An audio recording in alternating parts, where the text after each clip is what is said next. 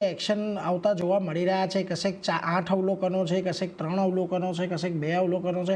Doctor રેડ્ડીઝના તો યુકેના પ્લાન્ટની અંદર આપણે ખાસ કરીને એક તપાસ જોઈ છે.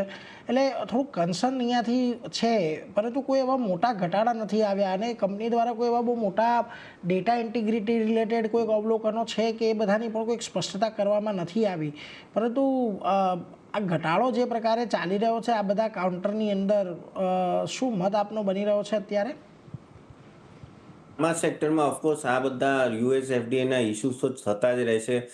અનલેસ કે મેજર ના હોય તો આ બધા જે પણ કંપનીઓ છે આટલા વર્ષોથી ડીલ કરે છે તો ગમે ત્યારે 3 મહિને 6 મહિને આ બધામાં ઓવરકમ કરી પણ લેતા હોય છે.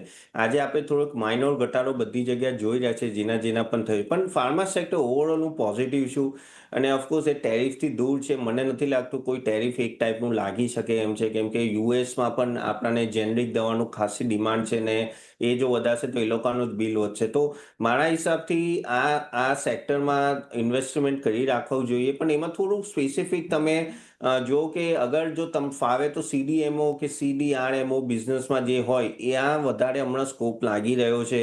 જે રીતે આપણે લોરસ લેબ છે, સિન્જીન ઇન્ટરનેશનલ છે. અગર તમારે આમાં જોવું હોય તો મેઇન ફાર્મા કંપનીઓ આઈ થિંક સિપ્લા એક સારી કંપની છે જ્યાં, અને ઇવન સન ફાર્મા પણ તમે સિપ્લા એન્ડ લુપિન તમે જોઈ શકો. એમનું હાઈએસ્ટ એવર યુએસમાં સેલ્સ છે અને ખાસ એવા બીજી બધી કન્ટ્રીઝમાં પણ હવે ખાસું સેલ વધી પણ રહ્યું છે અને ઇબીટામાં પણ ચેન્જીસ આવી રહ્યો છે, વધી શકે એવું લાગે છે. તો આઈ થિંક એક સિલેક્ટેડ પોકેટમાં તમે ઇન્વેસ્ટ કરો, પણ pharma as a sector of course આ એક સ્ટેડી સેક્ટર છે, તમે ઇન્વેસ્ટ કરી શકો છો. અને આ મને નથી લાગતું કે ટેરિફના રેડારમાં આવશે.